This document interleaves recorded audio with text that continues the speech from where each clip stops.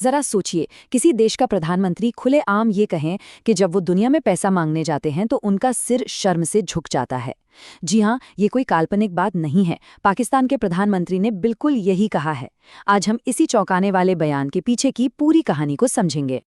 पाकिस्तान के प्रधानमंत्री शहबाज शरीफ का ये बयान अपने आप में ही एक पूरी कहानी है। जियोपॉलिटिक्स की दुनिया में किसी देश के लीडर का अपनी आर्थिक हालत पर इतनी ईमानदारी से बात करना बहुत ही कम देखने को मिलता है। तो सवाल ये उठता है कि दुनिया के 5वें सबसे ज्यादा आबादी वाले देश के नेता को आखिर ऐसा बयान देने पर मजबूर क्या करता है?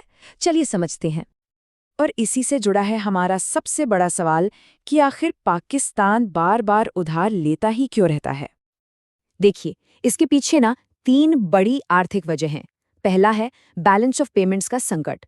मतलब सीधा साधा हिसाब है, देश में सामान बाहर से आ ज्यादा रहा है और यहाँ से जा कम रहा है। दूसरा, उनके पास विदेशी मुद्रा जैसे कि डॉलर्स का भंडार बहुत कम है, जिससे वो जरूरी चीजों के इंपोर्ट का बिल चुका पाएं। और तीसरा है लगातार बढ़ता हुआ विदेशी कर्ज, जो इन कमियों को पूरा करने के लिए दशकों से लिया जा रहा है। अच्छा, तो सवाल ये है कि पाकिस्तान को ये कर्ज देता कौन है और बदले में उन्हें क्या कीमत चुकानी पड़ती है? तो देखिए, कर्ज के 2 मेन सोर्स हैं। एक तरफ है IMF, जो कर्ज तो देता है पर साथ में बहुत सख्त शर्तें रखता है आर्थिक सुधारों की। और दूसरी तरफ हैं जिन्हें मित्र देश कहा जाता है, जैसे चीन, सऊदी अरब और UAE। अब ये देश भी कर्ज देते हैं, पर इनका खेल थोड़ा अलग है। ये बदले में जियोपॉलिटिकल फायदा चाहते हैं। मतलब जैसा कहते हैं ना, दुनिया में कोई भी लंच फ्री नहीं होता। और पता है, ये कोई आज की बात नहीं है। पाकिस्तान ना दशकों से IMF के इस बेलआउट के एक चक्रव्यूह में फंसा हुआ है। ये सिलसिला 1988 से शुरू हुआ था और आज तक चल रहा है। अभी भी एक $7 बिलियन का पैकेज एक्टिव है। तो IMF की ये शर्तें होती क्या हैं आखिर? वो कहते हैं सरकारी सब्सिडी कम करो, अपनी करेंसी की वैल्यू गिराओ, टैक्स सुधार करो और सरकारी कंपनियों को प्राइवेट करो। यही वो कड़वी दवाई है जिसकी बात शहबाज शरीफ कर रहे थे और जिसकी वजह से एक देश के अपने फैसले लेने की आज़ादी पर असर पड़ता है। लेकिन इस कर्ज की असली कीमत क्या है? ये सिर्फ पैसे लौटाने की बात नहीं है, इसकी कीमत कहीं ज्यादा बड़ी है। यहाँ पर जो चीज दांव पर लगी है ना, उसे कहते हैं आर्थिक संप्रभुता। इसका सीधा सा मतलब है किसी भी देश की अपने आर्थिक फैसले खुद लेने की आज़ादी, बिना किसी बाहरी दबाव के। अब इस खोई हुई आज़ादी का एक जीता जागता उदाहरण देखते हैं, इससे बात बिल्कुल साफ हो जाएगी। हुआ ये कि हाल ही में पाकिस्तान की सरकार ने सैनिटरी पैड्स और कॉन्डम्स पर GST कम करने का फैसला किया।